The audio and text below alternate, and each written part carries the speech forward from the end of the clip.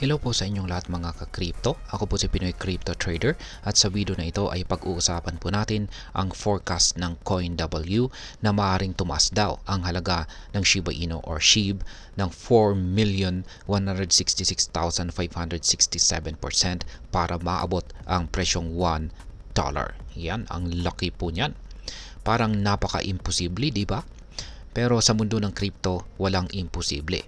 Kaya't atin pong pag-uusapan ang prediction na ito mula sa posibilidad nito hanggang sa epekto nito sa atin bilang mga Pinoy crypto traders or investors ni SHIB. Pero bago po tayo magpatuloy ay nais ko lamang po munang bigyang linaw ang aking disclaimer kung saan ang nilalaman po ng video na ito ay hindi po ito isang financial advice. For education and information purposes lamang po ang layunin nito. Paano nga ba maaabot ni Shiba Inu ang $1 na presyo? Sa kasalukuyan, ang presyo po ni SHIB ay nasa 40 digits 2,400. Pero para maabot ang $1 na presyo, kailangan pong ma-erase ang lahat ng decimal places nito at tumaas ang value nito ng 4,166,567%. Halimbawa, kung mag-i-invest ka ng $100 kay SHIB sa presyong ito, maaari po itong maging $4.2 million kung sakaling maaring ang prediction, kung sakaling mangyari po ang prediction na ito. Pero ang tanong, posible ba talaga ito? Ang sagot ay may halong optimism at saka realidad. Sa kasaysayan, si Shiba Inu po ay nagkaroon na ng 150 million % na pagtaas mula sa all-time low nito patungo sa pinakamataas na halaga. Sa mga panahong iyon, ang ilang early investor ay naging bilyonaryo. Tulad po ng isang kwento kung saan ang $8,000 na investment ay naging $5.7 billion. Ngayon ay ano po ang sinasabi naman ng CoinW poll? Ayan. Ang forecast na ito ay lumabas mula sa isang poll na isinagawa ng CoinW sa X or dating Twitter. Tinanong po nila ang mga tao kung alin sa mga sumusunod na milestone ang unang maaabot.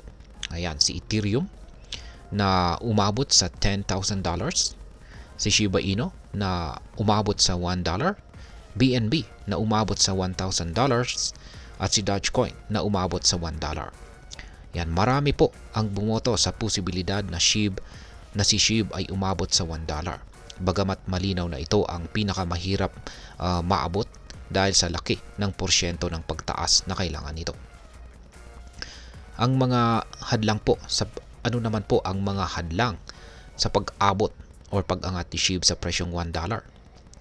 Kung titignan po natin ang ekonomiya, may malaking hadlang na kailangang lampasan ni SHIB. At yan po ang market capitalization. Ayan.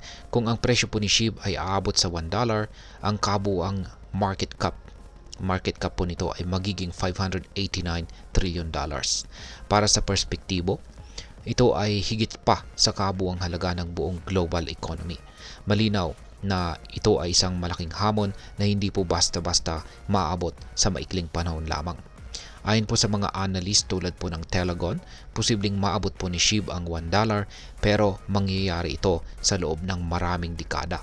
Posibleng 2050 o baka mas matagal pa. Sa ganitong paraan ay kinakailangan po ang patuloy na adoption at paggamit po ng SHIB sa iba't ibang application tulad po ng Decentralized Finance or DeFi at saka Non-Fungible Tokens or NFTs. Ngayon ay ano po ang magandang balita sa forecast na ito? Ayan, kahit na tila malabo po ang $1 na price target sa kasalukuyan, ang balitang ito ay nagbibigay po ng inspirasyon sa community ni Shiba Inu na magpatuloy sa kanilang pangarap. Kaya meron pong ilang mga positibong aspeto. Una ay ang pagpapatibay po ng community. Ang ganitong mga prediction ay nagpapaalala na si SHIB ay hindi lamang isang meme coin, kundi isang token na may ambisyon. Pangalawa ay ang pagkakataon po sa adoption. Ang mas maraming tao na naniniwala kay SHIB, mas mataas po ang posibilidad na ma-adapt ito sa mas maraming application tulad po ng payments at saka smart contracts. At ang pangatlo ay ang pagganyak para sa long-term investors. Para sa mga may patience or pasensya, ang pag-hold po kay SHIB ay maaring magdala ng potensyal sa malaking kita sa hinaharap. At ano naman ang maaring epekto nito para sa atin bilang mga Pinoy crypto traders at investors ni SHIB? Yan, una ay ang inspirasyon at hindi illusion. Ang ganitong balita ay maaring magbigay ng inspirasyon pero mahalagang maging realistic. Hindi dahil may posibilidad, ibig sabihin ay siguradong mangyayari ito. Pangalawa ay huwag po tayong ma-overhype. Iwasan po natin ang pagpasok sa crypto investments dahil lamang sa hype. Ang crypto ay isang mataas na risk na market, kaya't mahalaga pong mag-research bago po tayo mag-invest. Pangatlo ay ang pagpaplano para sa long term. Kung naniniwala ka po sa potential ni SHIB, mas mabuting mag-focus sa long-term growth kaysa sa mabilisang kita. Tandaan na ang pasensya or patience ang susi sa tagumpay sa crypto. At ang panghuli ay ang diversification. Huwag po nating ilagay lahat ng ating puhunan sa isang token lamang. Mag-diversify po tayo ng ating portfolio para mabawasan ang ating risk. At ngayon ay ano naman ang aking masasabi tungkol dito? Ang prediction po ng CoinW ay maaring mukhang malayo sa katotohanan. Pero ito ay isang magandang paalala na ang crypto ay isang lugar kung saan ang imposible ay maaring mangyari.